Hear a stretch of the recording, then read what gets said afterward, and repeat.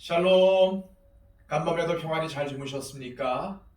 오늘은 2월 2일 하나님께서 주신 새로운 달의 두 번째 날입니다. 오늘도 하나님께서 우리에게 생명을 주셨기에 하나님께서 주신 귀한 날이죠. 오늘도 하나님의 은혜와 축복이 여러분 가운데 넘치시기를 소망합니다. 기도하겠습니다. 아버지 하나님 참으로 감사합니다. 우리를 사랑하셔서 우리에게 새로운 생명을 주시고 기회를 주셨습니다. 지난 1월도 잘 보내게 하신 아버지 하나님, 새롭게 맞는 이 2월달도 하나님 중심으로 하나님과 동행하며 살게 하여 주옵소서. 아버지 하나님, 고백하건대 우리의 힘과 지혜로는 이 약한 세상을 이겨낼 수가 없습니다. 마귀의 시험을 극복할 수가 없습니다. 아버지 하나님, 우리에게 오늘도 필요한 지혜를 주시옵소서. 하늘의 신령한 지혜를 주셔서 능히 이 세상을 살아나갈 수 있도록 인도하여 주옵소서. 또한 아버지 하나님, 우리에게 하나님의 능력을 주셔서 마귀의 유혹과 시험을 물리칠 수 있도록 인도하여 주옵소서. 아버지 하나님, 오늘도 말씀이 이기는 줄 믿습니다. 우리에게 말씀을 주셔서 이 말씀을 붙잡게 하여 주시고 이 말씀의 검을 붙들고 나아갈 때에 모든 세상의 유혹과 마귀의 시험을 이겨낼 줄로 믿습니다. 아버지 하나님, 오늘도 나에게 주어진 이 하루 나의 날이 아님을 알게 하여 주시고 내 뜻을 이루는 삶이 아니라 하나님의 뜻을 이루는 삶이 되게 하여 주옵소서. 그리하여 하나님 보시기에도 내 주변에 있는 사람들이 보기에도 아름다운 삶을 살아갈 수 있도록 인도하여 주옵소서. 오늘 하루를 우리 주님께 맡겨드리며 예수 그리스도의 이름으로 기도하옵나이다. 아멘. 다 함께 찬송가 9장 찬양 드립니다.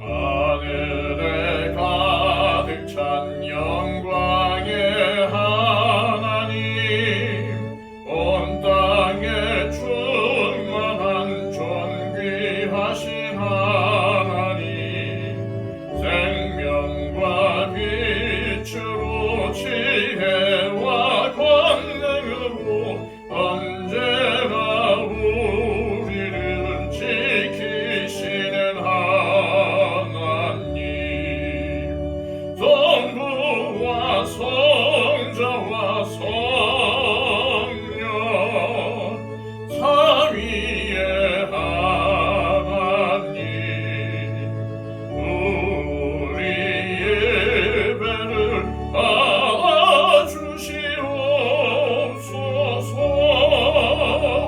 사랑이 넘치는 자비하신 하나님, 은혜가 풍성한 구원의 하나님, 참회의 심령의 평안을 주시옵고 죄악과 허물을 용서하여 주소서.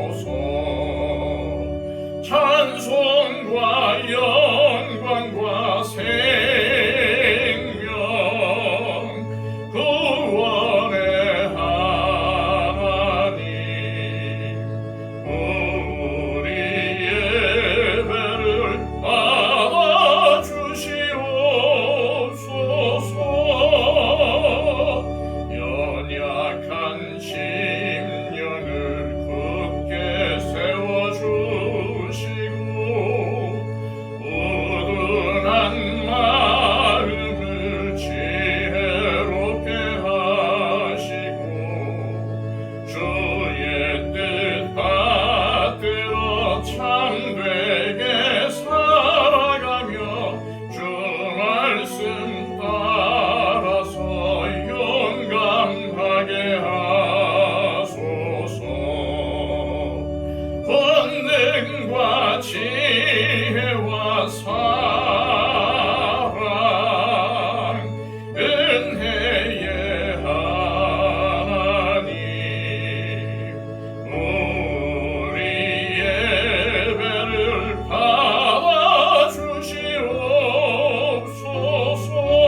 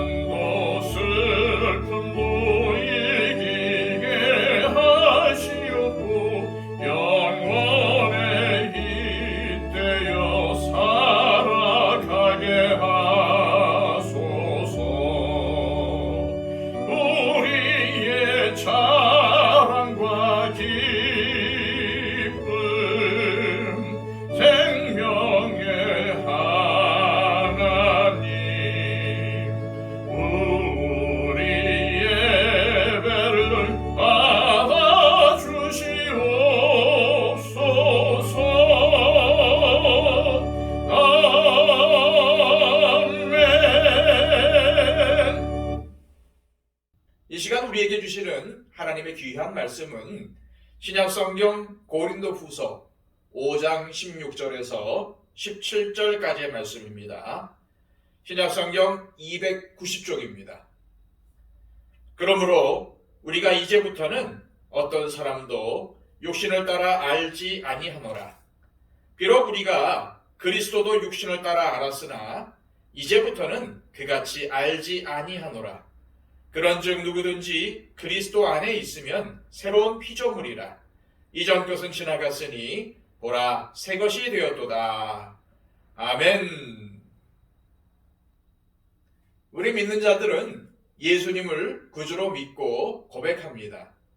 이는 우리의 지식과 의지로는 불가능하며 오직 성령님의 역사로만 되는 것입니다. 왜냐하면 성령님을 통하지 않고는 예수님을 주님이라고 부를 수가 없기 때문이죠. 이처럼 예수님을 믿는 사람은 성령님을 통해 새로운 존재가 됩니다. 이것은 영적으로 다시 태어나는 것을 의미합니다. 즉 예수님을 믿는 것은 나의 존재 자체가 바뀌는 놀라운 변화라는 것입니다. 또한 예수님을 믿게 되면 생각하는 방식도 달라집니다. 성령의 사람이 되었기 때문에 영적인 안목을 갖고 바라보게 되는 것이죠. 무엇보다도 예수님을 바라보는 눈이 달라집니다. 또한 예수님을 믿게 되면 생각하는 방식도 달라집니다. 성령의 사람이 되었기 때문에 영적인 안목을 갖고 바라보게 되는 것이죠. 무엇보다도 예수님을 바라보는 눈이 달라집니다. 성령님을 통해 예수님과 인격적인 교제를 하기에 예수님이 하나님의 아들이시며 나의 구세주라는 사실을 분명히 알게 됩니다. 그리고 무엇보다 예수님의 편이 되어 살아가게 되고 어떠한 상황 속에서도 끝까지 믿음을 지키려고 애쓰게 되는 것입니다. 지난 시간 바울은 14절에서 예수님의 사랑이 자신을 지배한다고 말했습니다. 누군가 자신을 사랑한다는 것만큼 인생을 긍정적으로 살아가는데 강력한 동기부여가 되는 것은 없을 것입니다. 바울은 예수님이 십자가에 달려 죽기까지 자신을 사랑하셨다는 것을 알았기에 바울은 기꺼이 예수님이 기뻐하시는 일을 하며 살기로 결단한 것이고, 그래서 그는 목숨을 걸고 복음을 전파하는 일에 헌신을 했던 것입니다. 바울은 이처럼 예수님의 사랑의 강권적인 역사 가운데 있었기에 이제는 완전히 다른 시각으로 세상을 바라보게 되었습니다. 16절 말씀입니다. 그러므로 우리가 이제부터는 어떠한 사람도 육신을 따라 알지 아니하노라. 비록 우리가 그리스도도 육신을 따라 알았으나 이제부터는 그같이 알지 아니하노라. 바울은 예수님이 자기 대신 죽으셨다는 것을 알았기에 이제 자기 중심적인 삶에서 벗어나 자신을 위해 죽으신 예수님 중심으로 세상을 보게 된 것입니다. 세상은 외형적인 것으로 사람을 판단합니다. 예수님을 대적했던 바리새인들은 예수님이 갈릴리 출신이기 때문에 절대로 메시아일 수 없다고 판단을 했습니다. 이러한 세상적인 편견이 그들의 눈과 귀를 가려서 예수님이 누구신지 제대로 알지 못했던 것입니다. 바울도 다메섹 가는 길에서 부활하신 예수님을 뵙기 전에는 바리새인들과 똑같은 시각으로 예수님을 바라보았습니다. 그러나 주님을 만난 후부터 그의 시각은 완전히 달라졌죠. 그에게 예수님은 더 이상 하나님과 성전을 모독한 자가 아니었습니다. 이단 무리의 괴수가 아니라 하나님의 아들이시며 또한 그리스도였습니다. 바울의 삶은 완전히 그리스도 중심이 되었고 예수님의 시각에서 모든 것을 바라보게 되었습니다. 예수님의 십자가와 부활이 없는 구원은 상상도 할 수 없는 일이었습니다. 바울이 예수님을 만나기 전에는 율법에 근거해서 예수님을 평가했습니다. 그때는 그가 알았던 구약의 지식은 전혀 예수님과 상관없어 보였습니다. 그런데 예수님을 믿고 난 후 그의 시각이 바뀌자 구약 성경이 온통 예수님에 대해서 증거하고 있다는 것을 알았습니다. 이뿐만이 아닙니다. 바울은 예수님 안에 있는 자는 새로운 피조물이라고 선포를 합니다. 17절 상반절입니다. 그런즉 누구든지 그리스도 안에 있으면 새로운 피조물이라. 예수님을 믿고 예수님 안에 있는 사람은 완전히 존재 자체가 변화된 새로운 피조물이라는 것입니다. 새로운 피조물이라는 것은 나의 옛사람은 죽고 이제 예수님 안에서 새 사람으로 다시 태어나는 것을 의미합니다. 새 사람이 되었다는 것은 예수님을 믿기 이전보다 좀 더 도덕적으로 살게 되었다는 뜻이 아닙니다. 예수님을 믿고 나서부터 내 마음이 좀 편안해졌다는 의미도 아닙니다. 예수님을 믿기 전에 나와 예수님을 믿고 난 후에 나는 존재 자체가 완전히 다르다는 뜻입니다. 태초에 모든 피조물을 창조하신 하나님께서는 예수 그리스도를 통해서 또다시 새로운 피조물을 창조하셨습니다. 옛 피조물은 아담과 하와와 같은 존재들입니다. 하나님께 불순종의 죄를 짓고 하나님과의 관계가 깨져서 죽음의 형벌을 받은 비참한 존재들이었습니다. 반면에 예수님을 통해 새롭게 창조된 새로운 피조물은 어떠한 존재입니까? 예수님이 내 죄를 대신 지고 죽으셨다는 것을 믿게 된 사람들입니다. 더 이상 세상의 시각으로 세상과 예수님을 바라보지 않는 사람들입니다. 예수님을 믿고 죄와 사망의 권세에서 해방된 존재들입니다. 영생의 선물을 받은 존재들입니다. 그래서 겉사람은 낡아지나 속사람은 날마다 새로워지는 존재들입니다. 이제 하나님께서는 옛 피조물이 아니라 새로운 피조물을 통해서 구원의 역사를 이루어 가십니다. 새로운 창조의 역사를 열어가시는 것입니다. 태초에 하나님이 처음에 빛을 창조하였듯이 하나님께서는 빛 대신 예수님의 죽음과 부활을 통해서 어둠의 세력을 몰아내시고 새로운 창조의 역사를 시작하셨습니다. 바로 우리가 이 새로운 창조 역사를 이루기 위해 선택을 받은 새로운 피조물인 것입니다. 따라서 바울은 다음과 같이 감격스러워했던 것이죠. 17절 하반절입니다. 이전 것은 지나갔으니 보라 새 것이 되었도다. 우리는 예수님을 구주로 믿습니다. 그러나 안타깝게도 예수님을 믿는 우리가 어떠한 존재인지 모르거나 잊고 지낼 때가 많습니다. 그 이유는 우리가 아직 유한하고 죄악된 이 세상에 몸을 담고 있기 때문입니다. 하지만 우리는 나 자신이 누구인지를 분명히 알아야 합니다. 우리는 새로운 피조물입니다. 옛사람과는 존재 자체가 다른 존재입니다. 우리는 예수님을 사랑하며 세상적인 시각이 아니라 영적인 안목으로 세상과 주님을 바라봅니다. 왜냐하면 우리는 예수님 안에서 새로운 피조물이기 때문입니다. 나의 존재 자체가 완전히 바뀌었습니다. 이처럼 우리가 예수님 안에서 새 사람이 되었다는 것을 기억하십시오. 그럴 때에 세상과 구별된 존재로 살 수 있습니다. 거룩하게 살 수 있습니다.